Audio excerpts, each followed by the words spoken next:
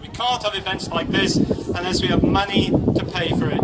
And now, for our special surprise guest star, the man the establishment want to hang, and they will if we don't stop them, best known to me as a friend of my auntie, Mr. Jeremy Corbyn.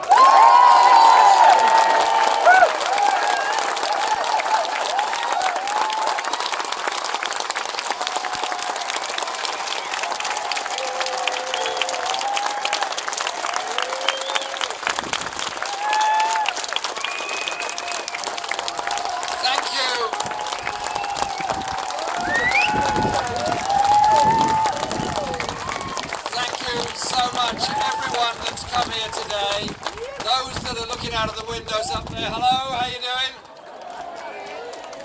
All those on the balconies all around, and anyone who's following it on social media, on Facebook, I hope the sound holds better up this time than it did last time.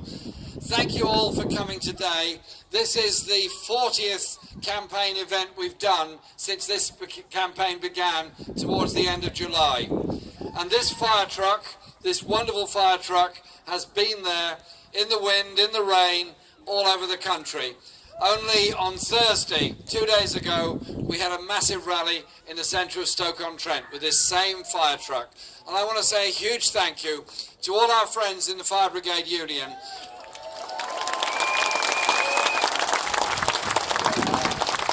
for affiliating to the party, all the support they've given, and all the work that firefighters do day in, day out to keep us all safe.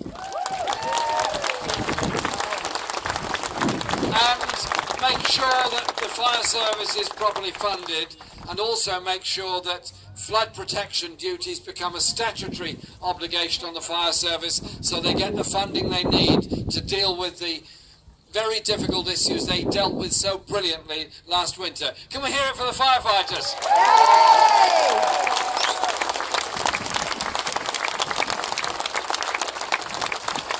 And you've heard all the speakers today.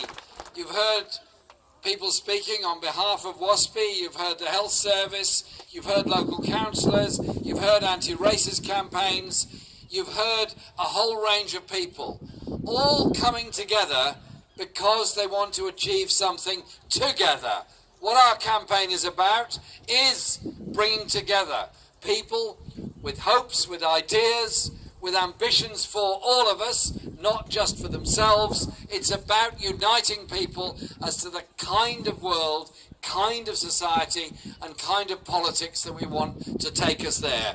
You've all come here today with views, I'm sure, on what you want to see, ambitions of what you want for yourselves, your family, your friends, your community and everybody else, but a realization that when you bring together that collective strength and that collective wisdom, things do change. A year ago, just over a year ago, when the issue of the leadership of the Labour Party came up and we decided we would try and contest it, and I'm glad we did, we then had that amazing mandate. And people say, well, what's changed since then? I'll tell you this, just a couple of things. First of all, last summer, the Labour Party in Parliament was abstaining on a welfare reform bill that was going to take £12 billion out of the pockets of the most desperate people in our society. I am not abstaining when poor people are having the money ripped out of their pockets by a Tory government. And we are not going into the blame culture of those people that quite legitimately apply for DWP support. And actually, I don't even like using the word welfare. As far as I'm concerned, it should be called social security. The security for all of us. And just over a year ago, we as a party, whilst we had many very good things in that election manifesto, there was a problem. And the problem was that we were supporting the continuation of the pay freeze in the public sector, which in reality was a pay cut. We were offering up further cuts in crucial services, and we weren't fully understanding the terrible cuts that have taken place, particularly in local government over the last 6 years.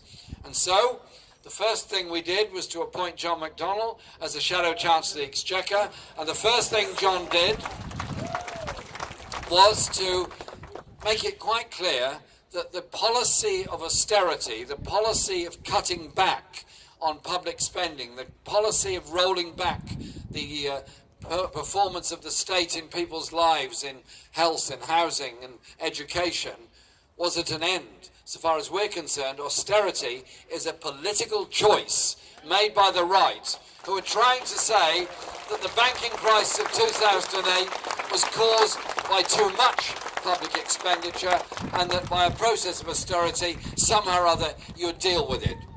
6 years of austerity have brought us what?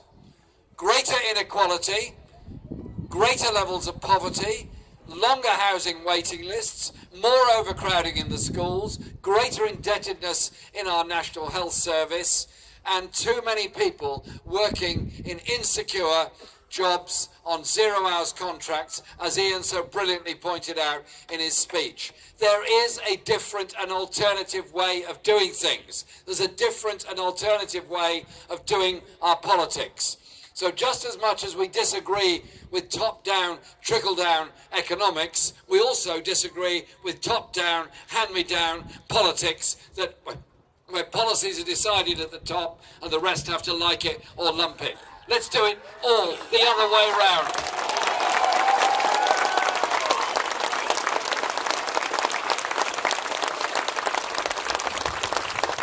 And so I want to say a big thank you to everyone in Thanet for all the work they've done over the past years. I was here in the general election campaigning and knocking on doors.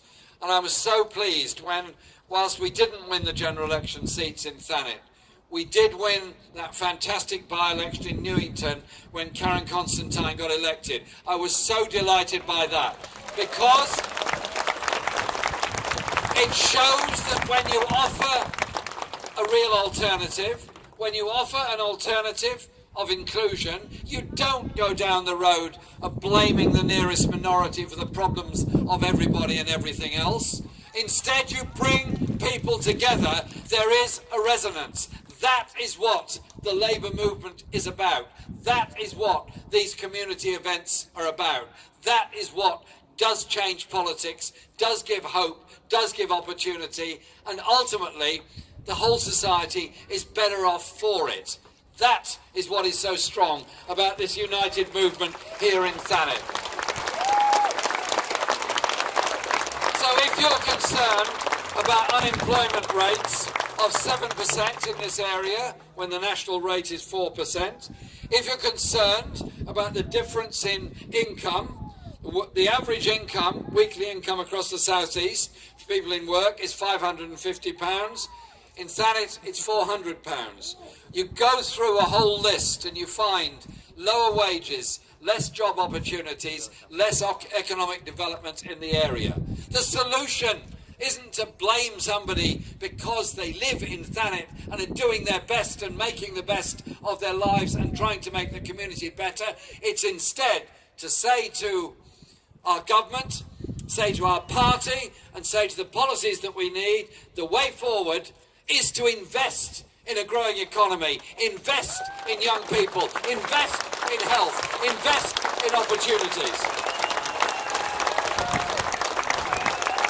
And so John McDonnell has pointed out that a National Investment Bank of £500 billion nationally would help all parts of this country. They've got to be helped fairly, they've got to be helped equally, because some parts of the country, East Midlands and the North East in particular, have often been starved of investment, and this whole area of East Kent has also suffered high unemployment, low wages, and all the difficulties that go with that. So that investment can do an awful lot of things. That investment can bring better communications, not just rail, also broadband. That investment can be investment in housing, which is so absolutely crucial, and I'll come back to that in a moment. That investment can also be in a digital economy, but also be in sustainable green energy jobs. You look down there, you see that massive wind farm. See the jobs that can be created if we had a proper system of feed-in tariffs to encourage, not penalise people for trying to generate their own electricity, or communities trying to generate their own electricity. So it's about the kind of society that we want to live in. Let's just take a couple of examples which you've heard some stuff about today. Take housing, for example. We live in a country which is one of the top 5 richest in the world. We live in a country where we have a tradition of a national health service. We have a tradition of a welfare state. We have a tradition of the idea that there should be a safety net for all of us. But I see massive holes in that safety net, and I see massive inequality.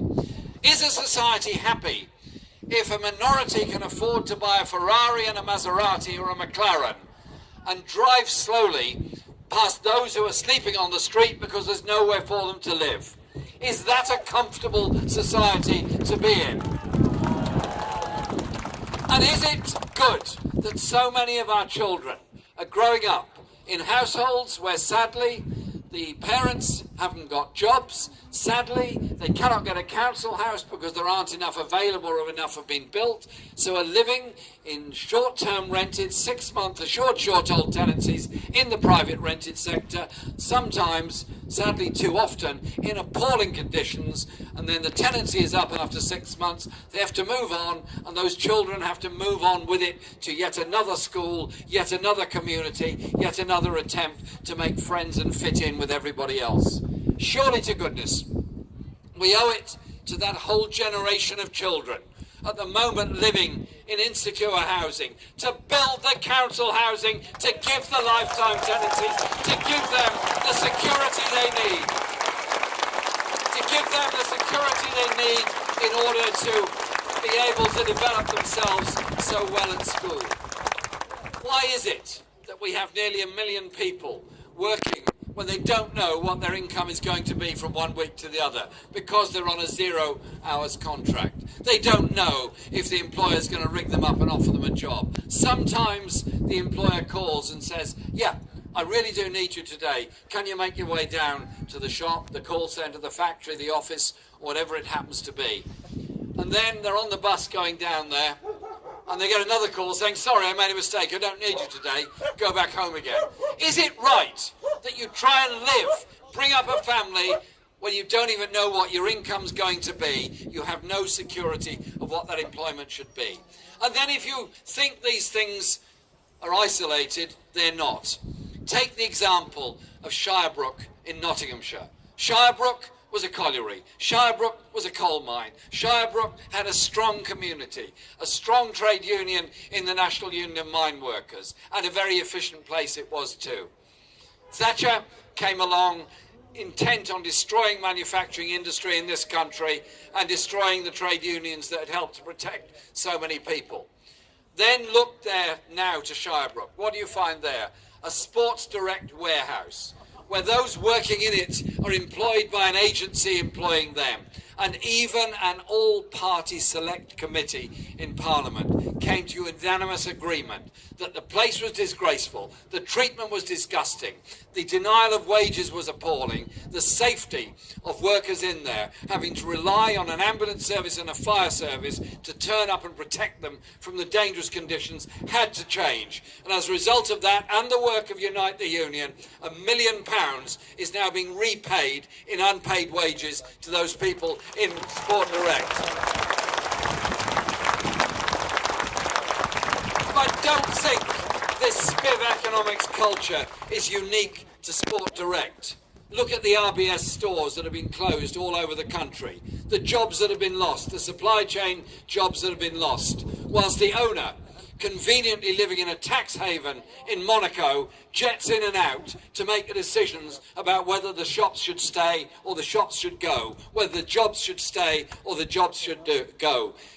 Can't we call time on the spiv economy in Britain? Can't we call time on the idea that you deregulate endlessly in order to create growth, when in reality you create inequality, misery, poverty and insecurity at the other end of it? And so it is about an investment economy. It is about a living wage. It is about giving real opportunities to all these brilliant young people. Go to school, learn as much as they can, try and get into college, learn as much as they can. Yet they've lost the educational maintenance allowance that helped so many working class youngsters go through college and ultimately get into university. And then you see college places being cut, and then you see apprenticeships, some of which are absolutely brilliant in some companies, some of which are really just an excuse to exploit young people's goodwill and pay them very little. I want to see proper apprenticeships, an end to the youth rate of minimum wage, an end to the youth rate on the apprenticeship wage, and instead a proper living wage for everyone in work. And you know what? When you pay working people more, they spend it and the economy grows. When you give tax relief to the very rich, what do? They put it in a tax haven somewhere else, which is of no benefit to the rest of the economy. So it is about chasing down those tax havens and what goes with it. But it's also about giving opportunities to young people. So decent apprenticeships, reasonable levels of pay, and then when they go to university, want to achieve so much. For the first time this year, for the first time for many years, the proportion of working class students getting into university has gone down, and it looks like it's going to continue to go down. When you lift the cap on fees, when you expect students to graduate with debts of £50,000, it's a bit of a deterrent. And then people say, well, why should we subsidise the education of others? I simply say this. When I get on a train, I want to know it's been well made and well maintained. I want to know the person who designed that train knew what they were doing. When I get on a plane, I want to know the pilot is qualified, the maintenance engineers are qualified, and they've done the job properly. When you cross a road, you want to know that the person who maintained the traffic lights did the job properly and knew what they were doing. All of those people studied, educated, and became qualified. Yes, to some extent for themselves, but in reality, we all benefit from a well-qualified, well-trained society. We all benefit from a good doctor, or a good nurse, or a good teacher. It's all about whether you want to invest in society as a whole or not.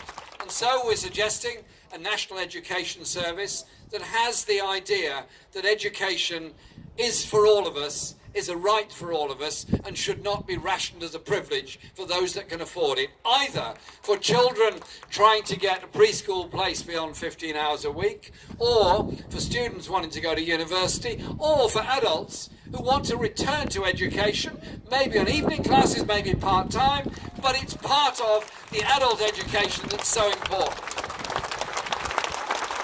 And strengthen local authorities' role in education as the family of education, rather than set up every secondary school as a free school or an academy to compete with the school down the road and see if they can get away with lower wages or worse working conditions for the teachers or anybody else working within it. But life is about developing an economy, of course. Life is about making sure people get jobs and housing, of course. Life is about all of those things, but it's also about all our cultural endeavours and ability. Think how many people really enjoy Folk Week in Broadstairs once a year. They enjoy it because it's a coming together, because it's a self-expression of culture, of ideas. People enjoy festivals, enjoy listening to cultures they've never thought about before, ideas they've never heard before, paintings they've never dreamt of before, poetry they didn't believe existed, and so many other things. Don't suppress that cultural idea, identity or ambition in everybody. Open it up, free it out. Therefore, sure that all our children get a chance to learn music in school, that our local libraries, museums and art galleries do have enough money to stay open, so they're there for everybody, because that is what makes the creativity in us so good and so strong. We heard a brilliant speech a few minutes ago about our health service. Our health service was created by people who had real vision. Imagine what it was like when you were trying to survive in the late 19th century and you got ill, and if you had a few pennies together you could possibly get a brief appointment with a doctor. Many didn't, and many died. Life expectancy was very short for working people. Life expectancy for children of the poor was often 0. So many died in childbirth. Great campaigners and great campaigns opened up local health facilities. Many trade unions did it, particularly the miners' union. They were determined that healthcare should be a right, not a privilege. And gradually that movement gained strength. But imagine how hard it was to campaign for the idea that getting ill should not be a financial penalty. Yes, none of us want to get ill. Yes, we're all fearful of being ill or injured or something else. But I want to live in a society where nobody is afraid of the bill because they get ill or injured, that we have the principle of a health service free at the point of use as a human right. Many people around the world don't have that. Much of our health service is being damaged at the present time. Damaged by the Health and Social Care Act, which allows so much of it to be put out to private tender. Damaged because of the private finance initiative contracts that are so damaging to the finances of every hospital, and those contracts are sold on to somebody else and somebody else and somebody else. But I tell you what, the health service has to keep playing. So last week, Diane Abbott and I launched our health programme at UCH Hospital, in which we said we want a Labour government to instruct the Treasury to take over and negotiate the running of those PFI contracts, bring them back in-house and stop the penalty on the National Health Service of them. And we're also determined that our health service will deal with health inequalities. Health inequalities brought about by poverty, by bad housing. Health inequalities where the life expectancy in a poor area is much shorter than in a richer area. It's not right. Everyone should have access to decent health care just as much as they should have access to decent housing. But there's also the crisis of mental health provision across the whole of this country. A quarter of us here in this wonderful gathering today on the seafront in Ramsgate, during our lives are going to go through a crisis of stress, a crisis of isolation, which could be termed a mental health crisis. Some of us will get through it with the love and affection of friends, of partners, family, neighbours and community. Some of us will get the help we need very quickly from very good doctors and healthcare professionals, and we'll get the talking therapy and whatever else we need. Some of us won't. Some of us will be frightened to talk about it. Some young men particularly will be very frightened to talk about it and sadly take their own lives as a result of it because they can't talk about a problem that they're going through. And yet those that go through an emergency have to wait many months sometimes for therapy. Those that are taken to emergency accommodation, it's often so far away that family, friends and nobody else can visit them. Some of them suffer very grievously. So let's agree on two things. One, all of us, every one of us, can change our language, change our attitude, change respect towards people going through a crisis and treat it as we'd want to be treated ourselves, with decency, humanity and respect, and end the abuse of those with mental health conditions.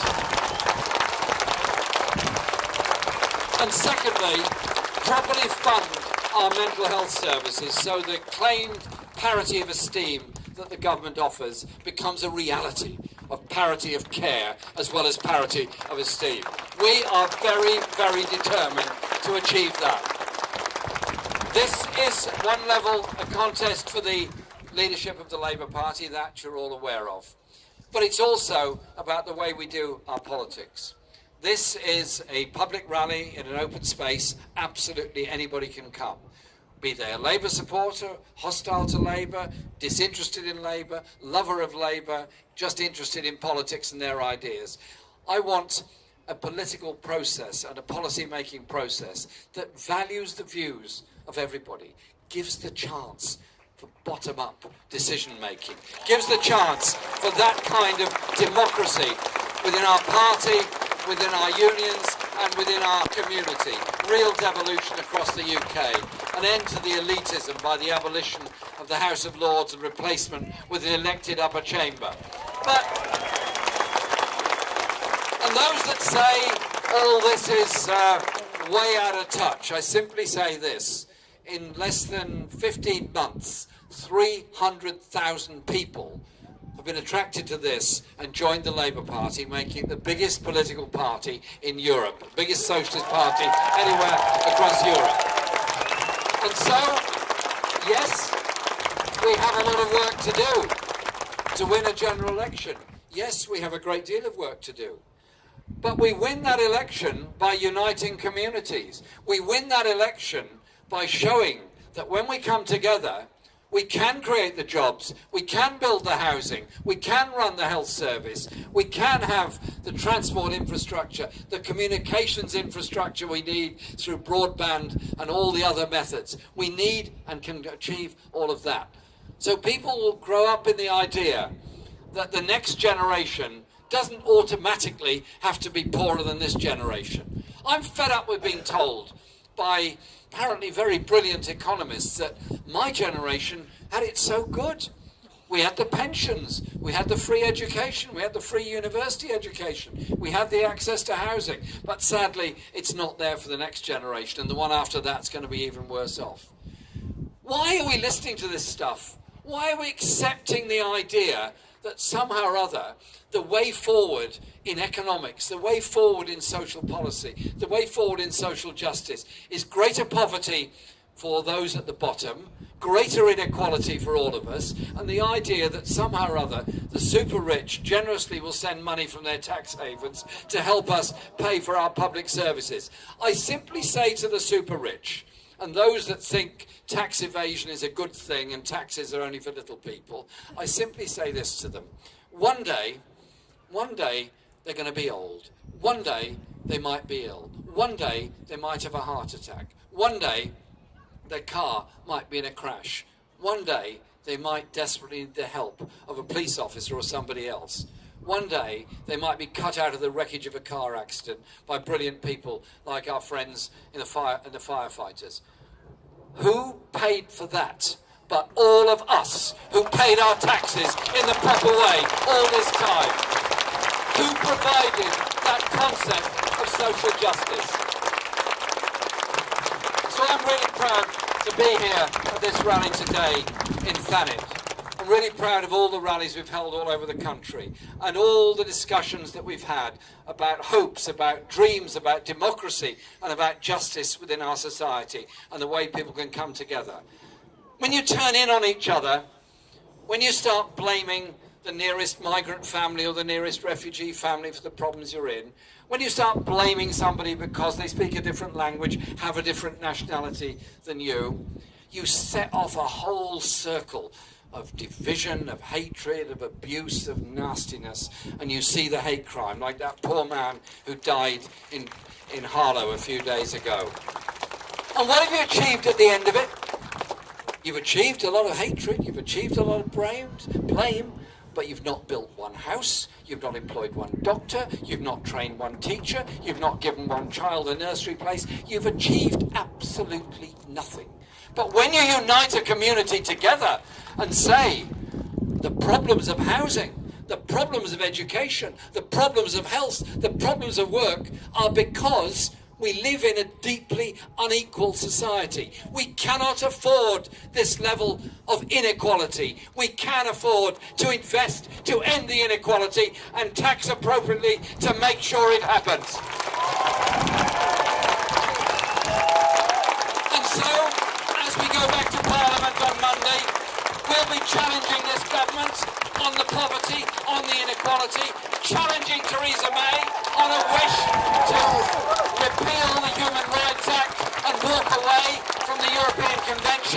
We will be standing up for human rights in Britain and all over the world. We'll be standing for the kind of society and kind of community we want to live in. It's this unity of bringing so many people together that in some cases is a difficult lesson for some people to understand. But once the genie is out of the bottle, once the determination of all of us together to bring about that better society, to ensure that those with disabilities are not poor and discriminated against, those with difficulties from mental health are not discriminated against, those living in poverty can see some light at the end of the tunnel. That is the strength of this movement. That is the strength of all of us when we come together. So I conclude with this. Thank you for coming. Thank you for what you said. Thank you for what you're doing. And thank you for trying to create a decent, harmonious, socially just society in Britain and be that influence around the world. Thank you very much.